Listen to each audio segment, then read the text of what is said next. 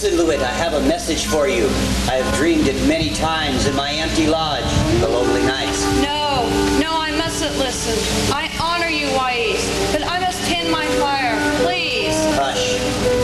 Louet, you are beautiful. They told me, and I did not believe them. Your presence, my dear brother, strangely resembles that of a sick rabbit leaning on a hot rock. Don't touch me. Both of you must go quickly. Take your hand from the maiden's arm, Plick-a-tat. Is that the war club you have there? Do you know how to use it? Good. Let us move away from the fire. Dear brother. No, stop. Please, don't fight. Stop! A distant voice shouted. I am a messenger from Tai. But it was too late. No one but Tai himself could stop them now. Tai was coming fast, calling on the wind to give him speed. But too late.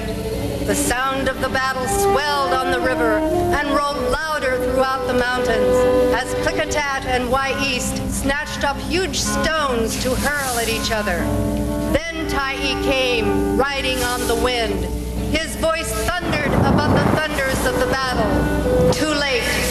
Plick-a-tat and Wais were now high in the mountains on either side of the river, hurling still larger stones. And fire was bursting forth where the stones had been. Then the frightened people set up a great cry of terror, for the most stupendous thing of all was happening. The bridge of the gods was falling. The underside crumbled first, and great fragments broke loose. Then the whole bridge fell, smothering the river.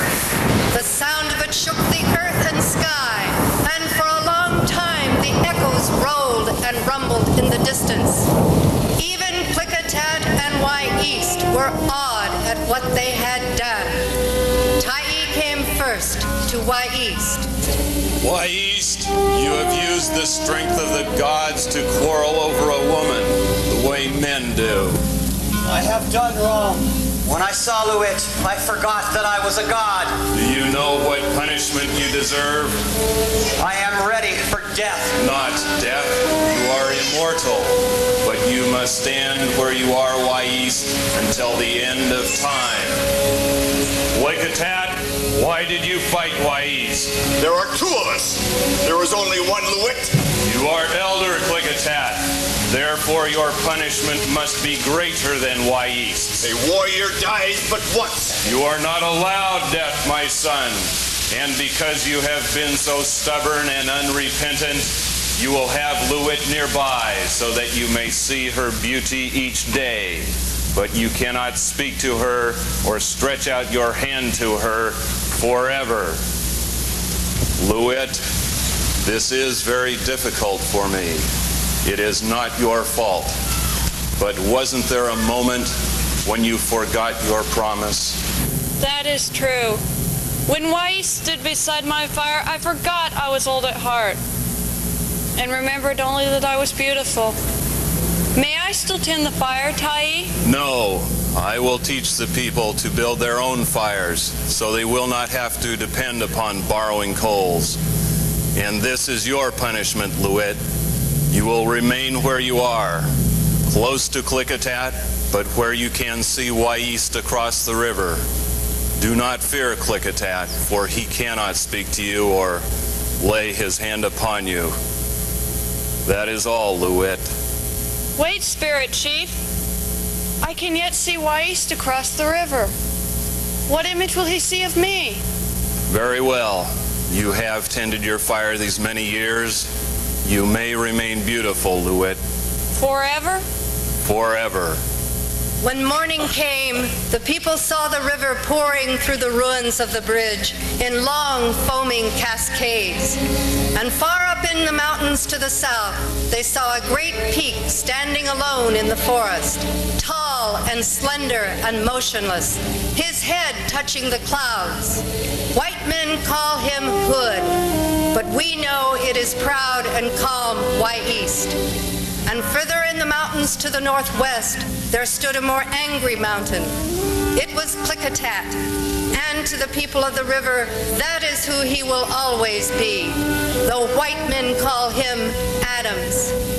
And standing nearby was the most perfect peak of all, clothed from head to foot in cold and dazzling white. St. Helens? No, that is the name used by those who do not know the legend of the Bridge of the Gods. It is Louit, beautiful Louit, who looks serenely across the river, knowing that even the shadow of Klickitat can never touch her. And she will be beautiful in the eyes of Wy'east forever.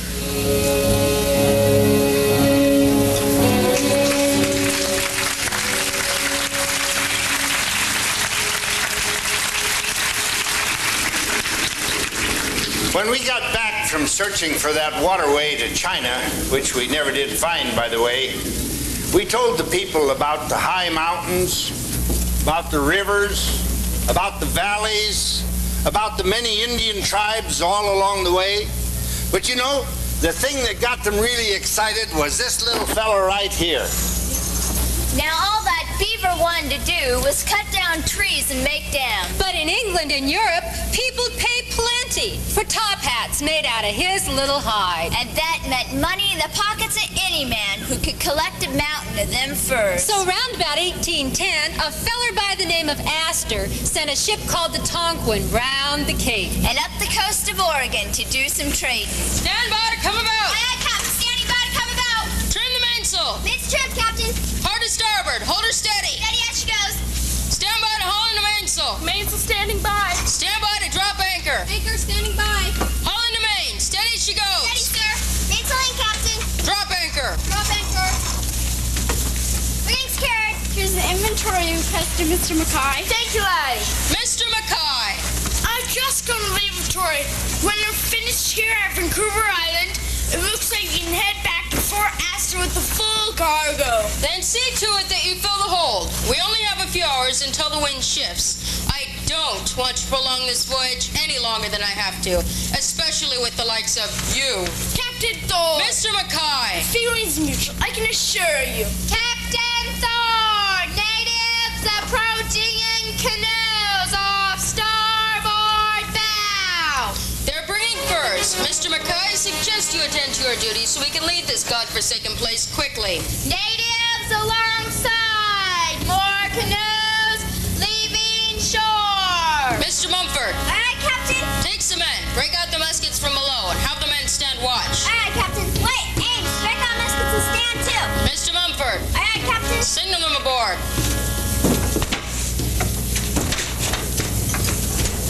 You Boston men? Aye, I'm Mr. Mackay of the Pacific Fur Trading Company. By what name are you called? Nakumas, Chief of Clayoquot. It is a pleasure meeting you, Chief Nakumas. We have many things you might want to trade for your furs. No trade furs for these. Furs much better. Perhaps the Chief desires something more fitting. Come on, Mackay, get on with it. If the wind shifts, we'll be forced to stand in for the night. Both the brassers and the wool blankets for your furs. Trade furs for long gun.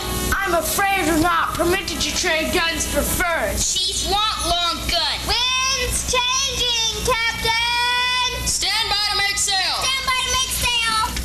Mackay, quit trying to reason with these savages. Here, consider yourself paid. Now get off my ship. Chief want long gun. Well, you're not getting any long guns, so I guess there is no deal. Throw the furs overboard. Captain Thorny can't do that. Those are valuable furs. Watch me. Now get off. Wind's changed, Captain! All right. Secure the ship for the night. And post a guard. I don't want those savages to get any ideas. Aye, aye, Captain. Captain Thorny intends to fillet 4 report to Mr. Astor concerning your conduct. If it makes you happy. Mr. Mumford, Yes, Captain. we sail at first tide. Aye, aye, Captain.